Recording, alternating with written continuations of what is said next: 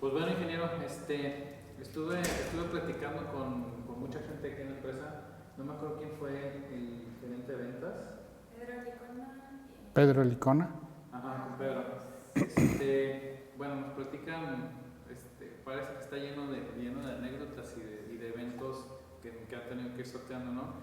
Me gustaría ahorita que me platique. A mí se me han olvidado muchos, ¿eh? Sí, pues bueno. Que nos recuerden ellos algunos. Muy bien. Ahorita le platico incluso qué me dijeron, a ver si puedo ampliar un poquito esa parte. Pero bueno, de inicio, ¿cómo es que nace Productos Eiffel? Productos Eiffel nace con la idea en 1968, porque en el 1965 mi padre, Alfonso Francia García, muere en la Ciudad de México, que era donde vivíamos, pero antes de esa situación había hecho una sociedad platicada con un concuño de él, mi tío, el ingeniero Faustino Hernández López, en el que compraron una máquina Binks, que es la que tenemos todavía aquí, con objeto de que fueran a aplicar poliuretano, ya que él era ingeniero de productos de maíz y había conocido el poliuretano como un muy buen aislante. La idea original de los dos era hacer placas de poliuretano para venderlas como aislamiento o aplicar el poliuretano como espreado. A la muerte de mi padre, mi tío comenta, ese negocio lo queríamos hacer con tu papá. ¿Por qué no se vienen acá a Guadalajara para que empecemos ese negocio si ya tenemos la máquina? En ese momento nos reunimos con mi madre, mis hermanos, y decidimos movernos a la ciudad de Guadalajara. A la ciudad de Guadalajara yo llegué en el 1967, en el que me inscribí en el ITESO, en la carrera de Ingeniería Mecánica Eléctrica, principalmente por la imagen de mi tío, que íbamos a hacer el negocio, y él era ingeniero mecánico electricista. Entonces nos venimos aquí a la ciudad de Guadalajara, empezamos a querer hacer el negocio, pero antes de hacer el negocio teníamos que encontrar alguna forma de generar algo de dinero. El poco dinero que nos quedaba en la familia, producto de unos seguros de vida que había dejado mi padre, lo invertimos con mi tío en una carpintería. Esa carpintería se dedicaba a obra arquitectónica. Entonces, por esa razón, yo fui carpintero, haciendo closets, puertas, porque en eso empezamos. Desgraciadamente, por situaciones familiares y administrativas, decidimos separarnos de nuestro tío. Entonces, cuando fue la decisión de dejar el local que estábamos y de llevarnos nuestra máquina a casa, mi madre nos juntó a mi hermano y a mí y nos dijo, ¿y ahora qué vamos a hacer? ¿Cómo le vamos a hacer para subsistir? En ese tiempo la juventud, con el arrojo que uno tiene, que cree que uno puede hacer todo, yo estudiando Ingeniería Mecánica Eléctrica, siendo mi tío ingeniero mecánico eléctrico, dije, pues yo puedo sacar la fórmula. Entonces mi hermano voltea y dice, pues si tú sacas la fórmula, yo administro y vendo. Y así fue como inició la idea de fabricar las placas o esprear. En ningún momento teníamos la idea de vender sistemas porque no teníamos conocimiento del mercado en absoluto. Yo tenía 17 años, mi hermano tenía 20. ¿Qué experiencia íbamos a tener? Yo nunca he trabajado en ningún otro negocio. Entonces nos dimos a la tarea, primero yo, de estudiar la información técnica que tenía mi tío para tratar de ir entendiendo de qué se trataba el poliuretano, porque yo no tenía ni idea de qué era el poliuretano. En un tiempo después, unos hermanos de mi padre, el señor Sabás Francia García y el señor Carlos Francia García, nos invitan a la Ciudad de México a mi hermano y a mí para preguntarnos qué íbamos a hacer. En ese momento les comentamos la idea que teníamos y de su corazón salió a apoyarnos con 30,000 pesos que nos sirvieron muchísimo porque no teníamos ni en qué caernos muertos. Y cómo el destino va llevándonos a lo que debemos de hacer, y lo que debemos hacer es escuchar las señales que vamos teniendo en el camino. Porque curiosamente, después de haber platicado qué queríamos hacer de ese negocio, habíamos desayunado en el Sanborns, que está en Madero, casi esquina con San Juan de Letrán, o Eje Norte, o Eje no sé qué nueva nomenclatura le dieron. Íbamos caminando por la calle de Madero y en la librería, creo que era la librería americana, estaba en el cristal un libro que trataba acerca del poliuretano. Les comento a mis tíos, mira, de eso queremos hacer el negocio. Mis tíos amablemente nos metimos a la librería y compramos el libro. Ese libro sinceramente fue uno que yo me aprendí casi de pies a cabeza, porque fue mi inicio para saber de qué íbamos a hablar. Lo leía, lo volví a leer, yo no entendía nada, yo estaba pues saliendo de preparatoria, apenas estudiando mecánica eléctrica y me hablaban de hidroxilos, de catalizadores, yo no tenía ni idea de qué íbamos a hacer. Al regreso, en la casa familiar, modifiqué el cuarto de servicio porque no teníamos lógicamente quien nos ayudara y lo hice en mi oficina con un respirador viejo que teníamos, que habíamos traído de la Ciudad de México, y ahí me ponía yo en las tardes a leer y a tratar de encontrar. Después de un tiempo decidimos empezar a buscar las muestras de los productos para hacer pruebas, para pasar ya del estudio a la práctica. Y recuerdo claramente cómo algunos proveedores, cuando iba su servidor a pedir muestras, se me quedaban viendo como diciendo, ¿y este muchacho qué quiere, no? Poliuretano, pues apenas se están haciendo aquí en México, nadie sabe de esto. Recuerdo que hoy día un buen amigo mío era director de Unicarb, Union Carbide, y llegué a solicitarle una muestra de catalizador. Su secretaria asombrada me vio y dijo, pues ¿qué le voy a dar a este muchacho, no? Un catalizador. Y fue con él y le dijo, oiga, ese muchacho quiere una muestra de catalizador, que para hacer poliuretano, ¿se la damos o no se la damos? Me habla este señor y me dice, ¿qué quieres hacer poliuretano? Le digo, no quiero, tengo que hacer poliuretano. Bueno, yo creo que me vio tan decidido que me dio la muestra. Esa anécdota todavía la contamos.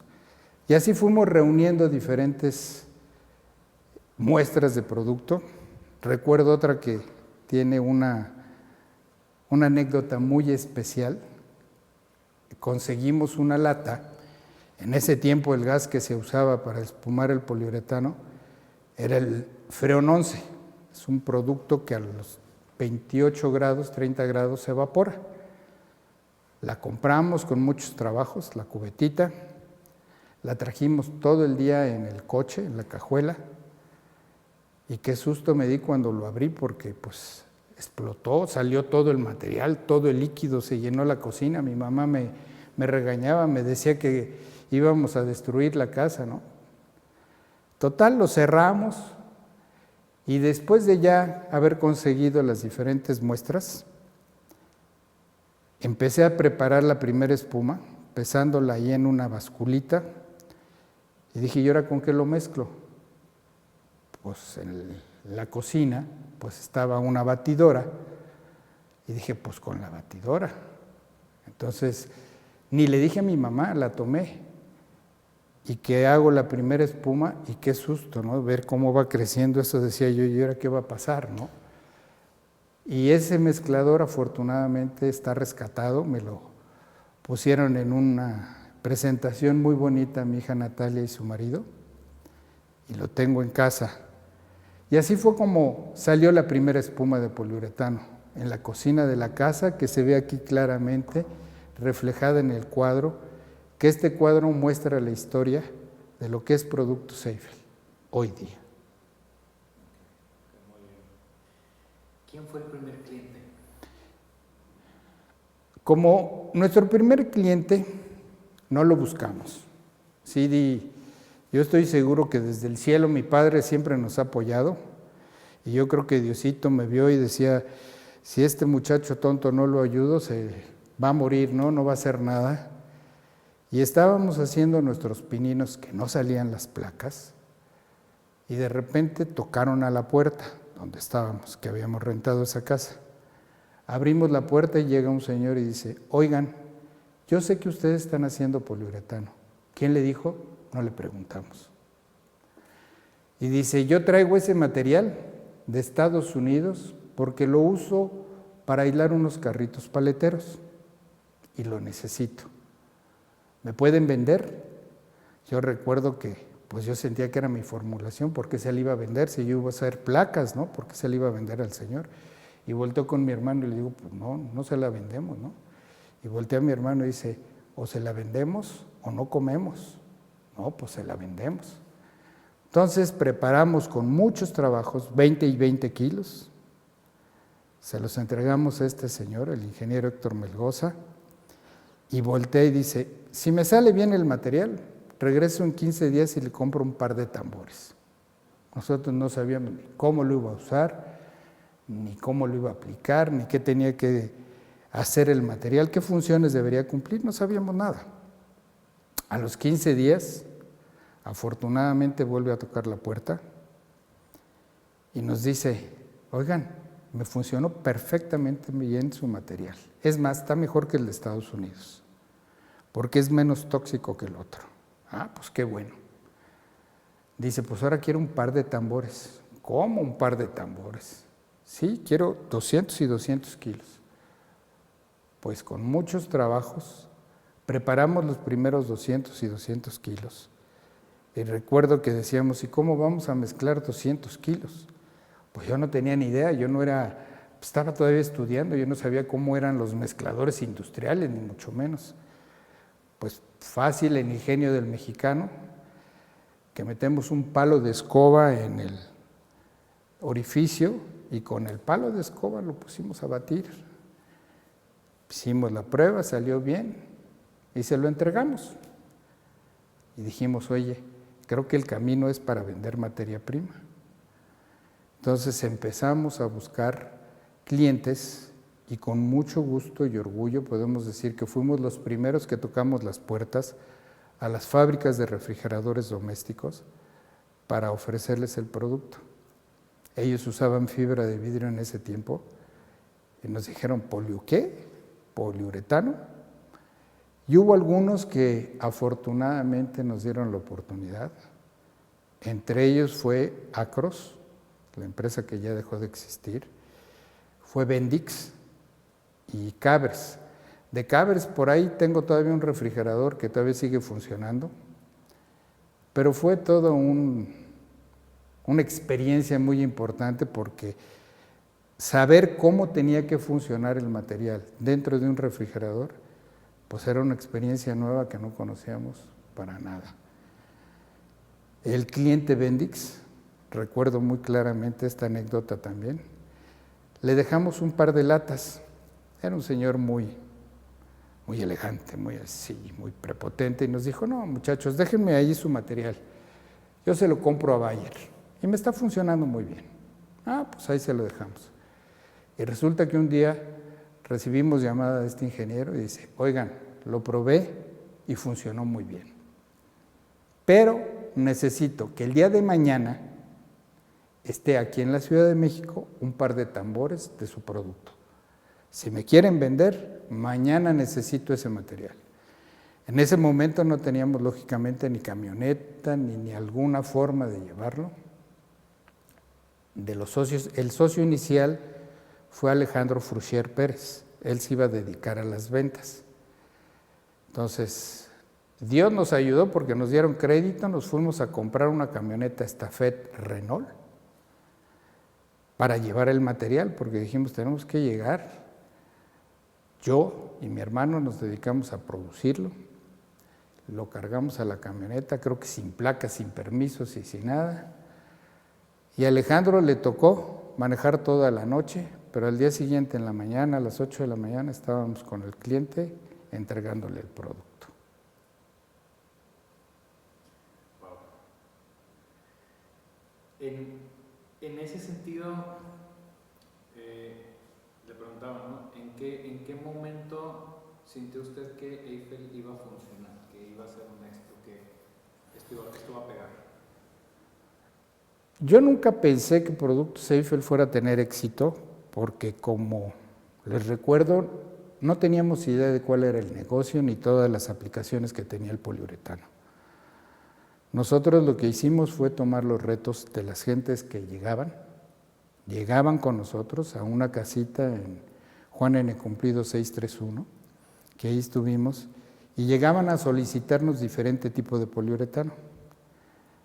Y Dios me hizo a mí arrojado o tonto, porque yo nunca decía, no puedo, no lo voy a sacar. No teníamos ni idea, yo no tenía ni idea de cómo lo íbamos a hacer. Y siempre contestábamos que sí lo sacábamos. Recuerdo que un reto muy importante fue el señor Cesario Escobedo, me llevó un pedacito muy pequeño de una suela, que regresaba él de Italia, me dijo, mira, esto es lo que se está usando en Italia, es poliuretano. Si tú me lo sacas, yo les compro el material y además les doy un dinero a ti y a tu hermano porque vamos a implantar moda. ¿Lo haces? Dije yo, sí, porque además en ese tiempo yo ya quería casarme y dije, ¿de dónde saco dinero? Pues este negocio. Nos pusimos a trabajar, me puse a trabajar, me fui a Alemania, mi primer viaje fuera de México, muchas anécdotas en ese viaje, se me perdió mi Belize, etcétera, y me fui a tratar de que me apoyaran y me dieran una idea más clara. La gente de Bayer, muy amables, se portaron, estuvimos con ellos, yo estuve con ellos 8 días. En esos 8 días me entrevisté con una cantidad de doctores que me hablaban de poliuretano y yo entendía, me decían, ¿entendiste? Sí, y me quedaba con la duda porque pues, no entendía bien, me hablaban de cosas muy técnicas que yo no conocía. En ese mismo viaje fui a Inglaterra porque allá estaban haciendo las suelas de poliuretano y cuando llegué a esa empresa querían vendernos la tecnología y nosotros no teníamos dinero, ¿no? Claramente. Y recuerdo que desde lejos me enseñaron unos tanques y me dijeron, mira, allá los hacemos. Ah, pues muy bien. Fue lo único que supe. A mi regreso empecé a trabajar desarrollando ese material que fue el inicio de nuestro crecimiento. Y recuerdo que en ese tiempo teníamos también un socio fundador que era el ingeniero Alfredo Ríos Sánchez, porque él trabajaba en Polioles, SADCB, y era proveedor de nosotros de poliol. Entonces, ya que regresé, nos pusimos a trabajar tanto en Guadalajara como en la Ciudad de México para tratar de desarrollar el material. Y la verdad es que desarrollamos un material muy bueno, con una tecnología que pues es sorprendente porque nadie la usaba. Funcionaron bien, algunas, porque como las máquinas no estaban adecuadas para el material que nosotros hacíamos, pues algunas suelas se rompieron. Entonces, le paramos ahí, pero afortunadamente nos dio dinero, vendimos muchas toneladas, yo junté para casarme, me casé y dejamos un tiempo lo que eran las suelas por esa experiencia. La primera planta, bueno, entiendo que tuvo un par de incidentes, ¿no? Tanto en el tema de las explosiones como el tema del incendio. ¿Nos puede platicar un poquito de esa parte? Mucho tiempo, según yo, porque mi memoria no me ayuda mucho, estuvimos como 10 años, más o menos, ahí en esa casa, porque era una casa habitación, en Juan N. Cumplido 631, en el que hacíamos de tambor por tambor, lo mezclábamos con palo, después ya lo mezclamos con un taladro, y yo quería que nos cambiáramos, porque no cabíamos. La verdad que la necesidad hace desarrollar el ingenio, porque en pedazos muy pequeños de área, podíamos almacenar 20, 30 toneladas subiendo de 4 tambores, con el riesgo de que se cayeran, pero ahí estuvimos. Y después compramos un terreno en la zona industrial de El Álamo, eran 1,700 metros, imagínate, de estar en una casita de 150 metros más o menos, llegar a 1,700, yo recuerdo muy claro que cuando me paré ya que habíamos construido y que vi todo la dimensión, dije, ¿y ahora qué vamos a hacer?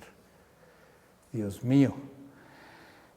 En esa planta estuvimos alrededor de otros 15 años, con un desarrollo de producción, pues a mi estilo, que no conocíamos cómo se producía, perfectamente bien, pero lo más importante es que nos dio resultado. En esa empresa, en esa locación que estaba en refinería, tuvimos 2 incidentes muy importantes que cambiaron mucho el destino de Eiffel. La primera fue en las explosiones de 1992. Recuerdo que yo estaba en mi oficina empezando con la primera computadora y mi hijo Rodrigo, que ahora me acompaña mucho en la dirección de la empresa, pues no sé qué edad tendría en el 92, pero me estaba enseñando cómo usar la computadora, porque yo no tenía ni idea de qué era una computadora. Y él estaba en primaria y mira, papá, aquí se le mueve, si paz. Y en ese momento lo tengo muy claro, sentimos como aire que nos empujó aún dentro de mi oficina. Y le dije, ¿qué pasó? Pues no sabemos. Entonces empezamos a oír todo el murmullo y habían sido las explosiones. Y el origen era por ahí, donde tenía Pemex sus depósitos. Recuerdo que pasó la patrulla diciéndoles a todos los vecinos, porque enfrente se construyeron casas, que teníamos que desalojar el área por riesgo de una explosión fuerte. Entonces realmente nos salimos así en estampida y en huida y nos salimos. Estuvimos fuera de ese lugar yo creo como 2, 3 meses.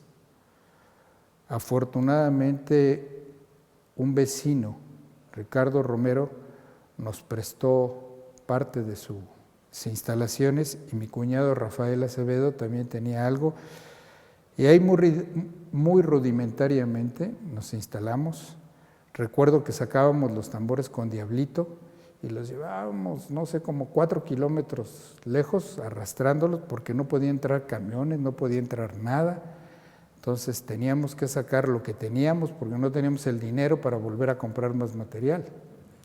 Entonces tuvimos que ingeniárnoslas para salir de esa situación tan difícil. Y lo que me llamó la atención la primera vez que regresé, sí habíamos salido en huida porque pasabas a las oficinas, veías que estaban prendidas las cosas, veías cómo estaban los papeles, así como cuando tienes que huir y salirte rápido, así estaba todo. Afortunadamente libramos esa primer prueba, muy importante, y volvimos a tomar más fuerza, porque afortunadamente aquí en Productos Eiffel todas las situaciones difíciles nos han hecho aguzar el instinto y salir adelante. El segundo evento muy fuerte fue en el 2010, cuando fue un incendio en la planta que la destruyó totalmente. Yo recuerdo, era un domingo, estaba yo sentado viendo el fútbol a las 8 de la noche y una muchacha que trabajaba con nosotros, vivía por ese rumbo porque también había casas, nos comentó que veía que se estaba quemando. Recuerdo que yo me fui rapidísimo y cuando llego sí se veía ya el incendio dentro de la planta.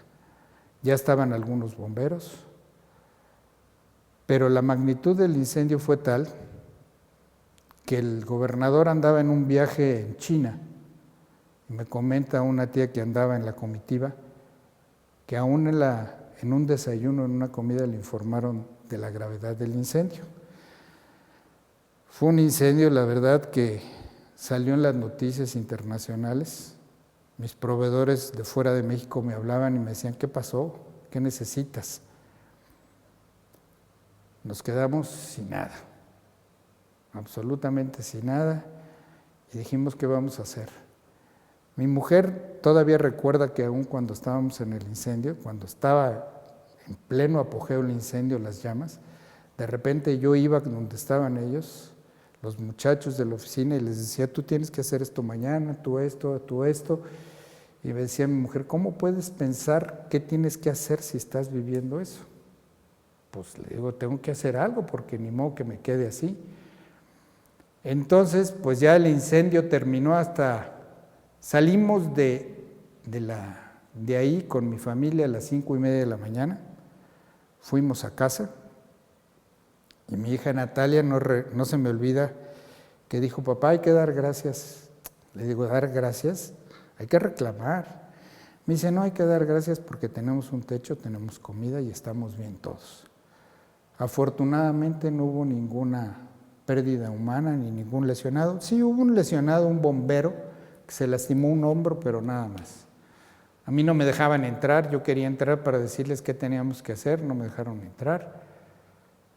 Pero al día siguiente, a las 7:30, habíamos comprado una bodega ahí cerca en la misma calle, porque ya no cabíamos. Les digo que hay que hacer caso a las señales de Dios, porque ya no cabíamos. Entonces yo pensaba, ¿cómo me voy a cambiar? ¿Cómo voy a parar? ¿Cómo lo voy a hacer? Entonces habíamos comprado otra bodega ahí mismo, se había presentado, y cité a todos en esa bodega. Lógicamente todos los vecinos, por la magnitud del incendio, cuando vieron que estábamos otra vez ahí, pues se pusieron así como, pues no queriéndonos dejar trabajar. En ese momento le hablé a un amigo que tiene muchas bodegas, Javier Cordero, y me hizo favor en ese momento de decirnos de tener una bodega en R. Michel, y de inmediato nos trasladamos ahí. Y ahí empezamos a pensar, ¿qué vamos a hacer? ¿Qué vamos a hacer? Pues tenemos que seguir operando. ¿Cómo vamos a operar? Tenemos bodegas en las que podemos servirles a los clientes por un tiempecito, y teníamos que continuar produciendo. En ese momento hablé con mi proveedor principal, Polioles, que de alguna manera competíamos en ciertos mercados, ellos con los clientes grandes y nosotros con los pequeños, y ellos tienen toda la instalación para hacer lo que nosotros hacíamos, y mejor que la que teníamos nosotros, lógicamente. Entonces el incendio fue el domingo, y el miércoles estaba yo en la planta de ellos solicitando que me maquilaran mi producto, y recuerdo que me dijeron, si quieres que lo hagamos cumpliendo toda la normativa que debemos de cumplir con nuestro socio BASF, nos vamos a tardar mucho tiempo con los contratos de confidencialidad y todo lo demás. Dice, si quieres que empecemos, danos tu formulación, que más te urge, para que empezamos a hacer el primer lote, y empezamos. Para mí fue así como quererme desnudar, ¿no? Para que me vieran completo, pero dije, tengo dos, o lo doy y sigo operando, y además, ¿yo qué les voy a enseñar a ellos si ellos tienen toda la tecnología? Entonces decidimos en ese momento empezar a operar de nuevo.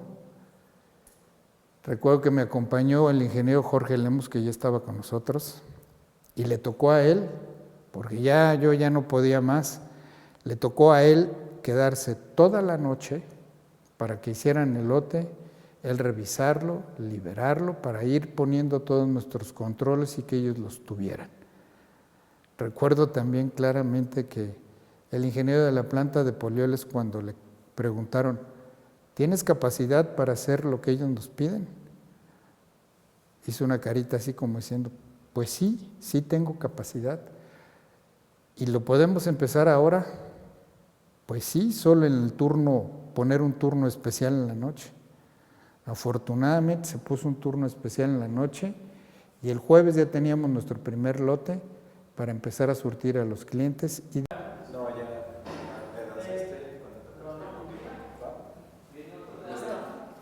Perfecto.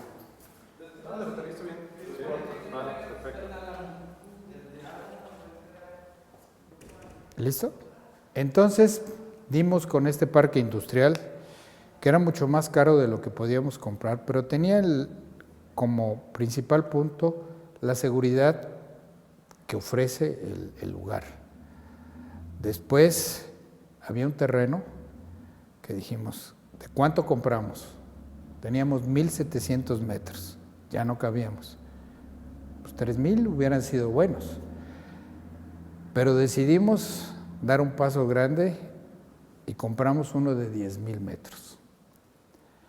¿Cómo lo pagamos? Con trabajo, con mucho trabajo. Entonces después, eso fue al año, empezamos a trabajar con el arquitecto que nos había hecho allá unas oficinas para hacer un diseño. Ahí sí ya afortunadamente le metimos experiencia, nos asesoramos de gente. El ingeniero Andrés Pérez hizo un muy buen diseño de la planta y empezamos al año la construcción. Yo recuerdo que cuando venía aquí y veía que habíamos dado mucho dinero y no veía nada, pues es que cuando construye uno, el primer dinero lo entierras y es mucho entre cimientos y pisos y para levantar todo. Yo decía, pues no se ve nada, qué bárbaro, ¿dónde está el dinero? Pero a los 2 años aproximadamente pudimos cambiarnos aquí y hoy día podemos estar muy satisfechos de que nuestra planta ha sido visitada por muchas gentes de aquí de México y de fuera de México, y nos han felicitado porque es una planta que puede competir con cualquiera a nivel internacional. Tiene un diseño muy bueno y lo que siempre le pusimos después del evento que tuvimos fue prepararnos para que no nos vuelva a suceder y si nos vuelve a suceder estar más protegidos, razón por la cual separamos la construcción en 3 naves, una oficina, otra bodega y otra la planta.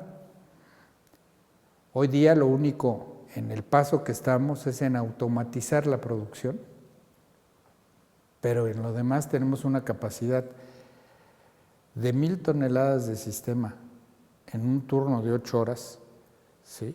Hoy día, con los tanques de mezclado que tenemos, pusimos un laboratorio que fue parte inversión nuestra y parte de los fondos que nos proporcionó las Naciones Unidas, porque trabajamos para sustituir los gases que afectan la capa de ozono y el calentamiento global, y fuimos la empresa que sacó primero estos productos con estos nuevos agentes de soplado, y ellos nos facilitaron un dinero a fondo perdido para laboratorio, y afortunadamente nuestro laboratorio tiene todos los aparatos que se requieren para checar las propiedades físicas de nuestros productos y para poder desarrollar cada día nueva tecnología.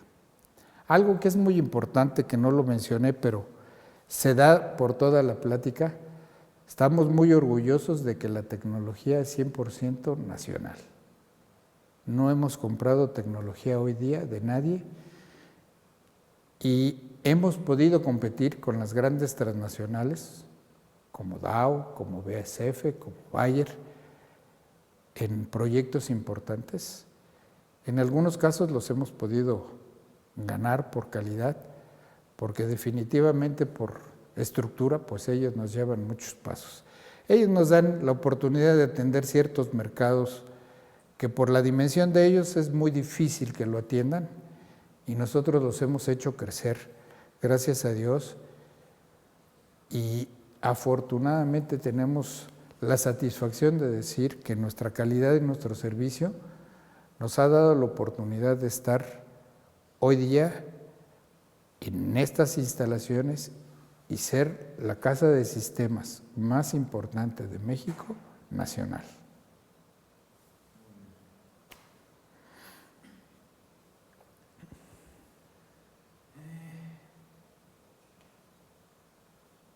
¿Qué tanto del éxito Productos Eiffel se debe al esfuerzo, a la dedicación y qué tanto pues tiene que ver con suerte de alguna forma?